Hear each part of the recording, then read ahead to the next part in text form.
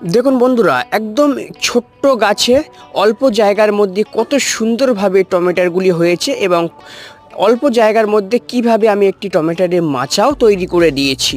এই টমেটোর গাছ আমি কিভাবে তৈরি করেছি আমার ইউটিউব চ্যানেলে সম্পূর্ণ ভিডিও আছে, আপনারা চাইলে সেখান থেকেও দেখে নিতে পারেন। এটি আমি টমেটোর বীজ থেকে চারা তৈরি করেছিলাম।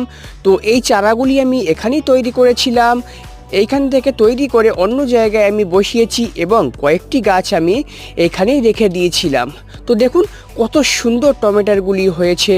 তো এই টমেটোর আপনি কিভাবে আপনার ছাদ বাগানে চাষ করবেন সম্পূর্ণ ভিডিও আমার ইউটিউবে অলরেডি দেওয়া আছে, আপনি চাইলে সেখান থেকেও দেখে নিতে পারেন।